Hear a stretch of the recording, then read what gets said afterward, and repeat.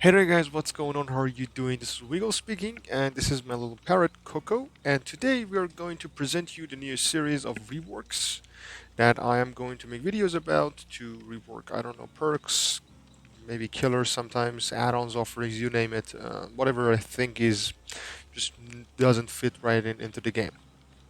So anyways, today's video is going to be about 5 survivor perks that I decided to change in a way that they are more viable or they fit into some of the playstyles that you see in Dead by Daylight. And they're basically bullshit. They're so weak, and I just tried to make them a little bit better. Just a little bit. Just enough so that maybe every once in a while you can use them. Some of them might be so overpowered, but let me tell you this advance. I want to make these perks really strong so that we have another Unbreakable, we have another, I don't know, Borrowed Time, we have another Dead Heart. A perk that is actually viable, something that we actually can use a lot. So if they seem a little bit too much sometimes, I don't know, I don't agree. Honestly, I think the changes, some of them I think they're not still so strong, but I'm just too afraid to change them more than that. But anyways, let's just jump right into the video. Make sure to subscribe for future content, leave a like, and enjoy. Habits of my heart, I can't say no. It's ripping me up. Now, our first perk of the day is Any Means Necessary. Now, this perk, the problem with it, it's probably because of the fact that it's just Um, the cooldown is too much. The effect is not that big. It says that every time that it drops pallet, you're next to a drop pallet, you can. It shouldn't be broken. It should be just dropped. If you hold the active button for 4 seconds, you can reset it to its original position. And it has a cooldown of 60 seconds. First of all, most killers just break the pallet right off the bat. They don't give you the chance to do so. And even if they don't, probably that palette is shit, so that they just didn't bother to basically reset it. So it's just useless for the most part. Now, the rework that I came up with is that after having 4, 3, 2 pallets dropped in a chase and having them broken by the killer, so the killer has to break them, enemies necessary activates. The next time, but once it's activated, you can basically um, restore a pallet that has been broken that is not in a range of 20, 15, and 10 meters of a window, a vault, basically. A window, not a vault, because basically uh, pallets are also vaults. Um, so what does this mean? The range thing. It means that you cannot restore the shack pallet because 10 meters is less than what it is. It's I think it's about 5, 6 meters to the shack pallet, so you can't just bring back a god pallet. I think it will block most of the god pallets from being restored, and just keep the focus on those pallets that are okay, but are just not super overpowered. And I think it would make this perk some kind of a team perk that you can just be in a chase. And by the way, the action of restoring it should take about 2.5 seconds. It should be that long so that it's actually useful. 33 seconds tops should be enough for it. Our next perk is Red Herring. Now, Red Herring's way of activation is so bizarre and so hard that I had an adapt challenge for Zernik Kassir, and I basically forgot that I have Red Herring because the effect is just not in the game. You just don't realize what is going on. You've noticed that people pay attention to whatever makes the loudest noise. After repairing the generator for at least 3 seconds, it will be highlighted to you with a yellow aura. The generator stays highlighted until it's fully repaired, or you repair a new generator, or enter a locker. So many conditions. It's so weird. Entering any locker will trigger a loud noise indicator for the killer at the highlighted generator's location. Red herring can only be triggered once every 40 seconds. I can't understand why is there a cooldown. I can't understand why is it so complicated. So I came up with ideas to make it really, really simple and probably more useful. After you repair a generator for at least 30 seconds, 50, 40, 30, red herring activates. It doesn't matter. You can do a 30 seconds of repairing, not just on a single gen. Once it's activated, you can call upon the entity to make a loud noise notification on a generator within the range of 48, 72, and 96 meters. So basically, let's say in a 3-gen scenario, you have red herring on, and you can make a noise on the furthest generator. And once it's active, and you're on a generator, you are sitting on that gen, you can see the auras of other generators once you are on a generator. That's important. And you can only see the auras of gens that you have already seen before. You can't just use this to locate every gen in the map. But if you have seen any gen, you can activate it, and it's okay. It has a lot of conditions, but I don't want it to be an OP generator tracking perk, and it's just something. Just the perk's purpose is to be a red herring, and I wanted to keep it that way. But by all means, I think it's already better than what it is originally. Now, the next perk we have is Babysitter. Now, Babysitter's effect is so neglectable and so small, it just doesn't seem right. When you unhook a survivor, the unhooked survivor leaves no scratch marks for blood trail for the next 8 seconds. It's not too much. You see the killer's aura, and the killer sees your aura for 4 seconds. Why? It might as well be just you see the killer's aura and that's it.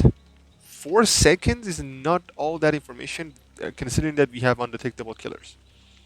I don't get this perk. So I wanted to keep the name and be dedicated to the name, but change the perk's way of working completely different. First of all, you can turn this perk on and off, so it's your choice to use it or not. If you use it, if you're healthy and the killer hits the unhooked survivor, you will be damaged instead, not that survivor. Even if you don't have borrowed time or anything, they will suffer no damage. You will take the damage and you will be broken and injured for 90 seconds. Also, if you're injured, you can still use this perk, and if the killer hits you, you will be downed, broken for 90 seconds still, because this is the cooldown of the perk. 90 seconds is the cooldown of the perk. You will be downed, broken, and also you can pick yourself up with a boost speed of 30, 40, 50 seconds. 50%, sorry. 50% boost speed. So you can pick yourself up, but the killer can see you're broken. People will start realizing that you have babysitter, just pick you up, and most killers are actually happy to trade off. They don't really want somebody out of the game. But this is actually a babysitter perk. You babysit that person and you help them out quite a lot. And it's actually a very good anti-tunneling perk, I think, in my opinion, right now already. It's much better than the original, and the original one just seems so underwhelming and not so strong, in my opinion. The next perk we have is the Soul Survivor. Now, this perk, hands down, probably is the worst perk of the game, alongside with the Furtive Chase on the other side for the killers. They are just so horrible. They both work with tokens, and the sad part is, at max token, they're still shit. Absolute garbage. They make no difference in your gameplay. So I wanted to keep it a token perk. I wanted to keep it the way it is, and be dedicated to the fact that it's about solo surviving.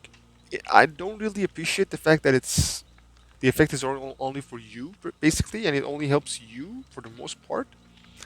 But still, at the first token, once the survivor is dead or sacrificed, you will gain a token for each dead or sacrificed survivor.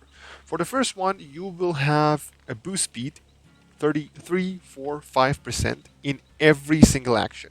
However, this does not stack. This effect does not stack. 2 tokens, every time the killer tries to read your aura, instead of your aura being revealed to them, their aura will be revealed to you, and you will be hidden from their eyes. However, this effect does not apply to Objective Obsession because it would be super unfair. Objective Obsession is the basics of it is that the killer can see you and you can see the killer. So this does not affect that. If a killer sees you with barbecue and you have object, yeah, they won't see you, but you see them. But if you look at them with the object of obsession, they will still see. Fourth, the last token, the third token, you will gain 100% boost speed in healing, and you can heal yourself, obviously, because you're the only survivor left. You can self-care, but with a boost speed instead. I wanted to add 100% repairing speed as well, but you might as well do it. It doesn't make any change, but I just thought this would be silly because nobody does gens when they're the last survivor. You won't make any noise as grounds of pain. You won't groans of pain. You make no noise, and also you won't leave any trails of blood, which is I think very important. This would already serve the purpose of solo surviving. It's not a good thing in my opinion. You shouldn't think about solo surviving all the time. You have to. Your best odds of survival is to just keep everybody inside the game. Try to take hits for each other. Try to keep everybody alive. But if it doesn't happen that way. Well, what are you gonna do about it? At least you can survive yourself. So already this is a much better pick than the version that it is right now. But I'm not sure how strong or viable it is. But I think it's much better than the original. Now, our next perk is This Is Not Happening. You perform at your best when you are under extreme stress. Great skill check zones, success zones when repairing and healing get 30% bigger when you are injured.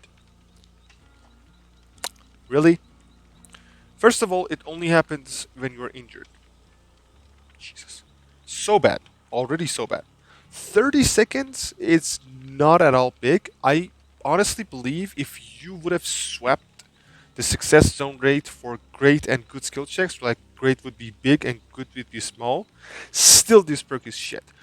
Most people, 9 out of 10, when you get good at this game, you will hit great skill checks no problem. And the fact that it's only works when you're injured is like a very niche and weak version of resilience, maybe. A brother, the small brother of resilience, which is just shit. So bad.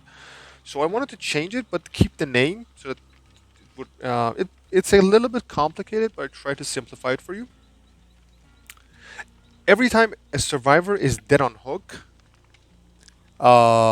This Is Not Happening activates, which means that if a survivor is one hook away from dying, This Is Not Happening activates for you.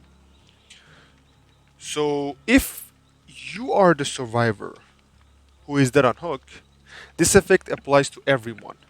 And what is the effect? You will gain 50% boost speed in unhooking. Where did Coco go? Nobody knows. 50% boost unhooking. And also 50, 100, 150% healing speed after unhooking a survivor. Just like Will Make It, but it doesn't stack with Will Make It. Be mindful of that. And if you are not the survivor who is dead on hook and it's somebody else, one of your teammates, this effect only applies to that survivor. So it's a little bit complicated. I don't think it's fair that every time any given survivor is dead on hook, this effect applies to everyone, because this isn't happening to others, it's happening to that person. But I think since it's a common perk and everybody have access to it, I think this is enough for it, actually. It would make a difference. Right now, it's just so underwhelming and nobody uses it. I haven't seen somebody using This Is Not Happening at all. Like, you see everyone using Spine Chill. It's a common perk. Everybody love it. But This Is Not Happening is just so garbage. I think the common perks of this game should be just wonderful, downright really good, so that as a killer or a survivor who starts the game, you actually have access to some good perks. But This Is Not Happening is just super underwhelming. But anyways, that's it for this episode of Rework series. Jesus. And and I wanted to know about your opinions on the fact that, what do you think about these reworks? Do you think they're viable? Do you think they're actually good, or they're OP, or still not strong? I would love to hear about your ideas. Um, Make sure to check out my channel. I will be uploading videos like this. Subscribe and leave a like. It will really help me out. And see you in the next one.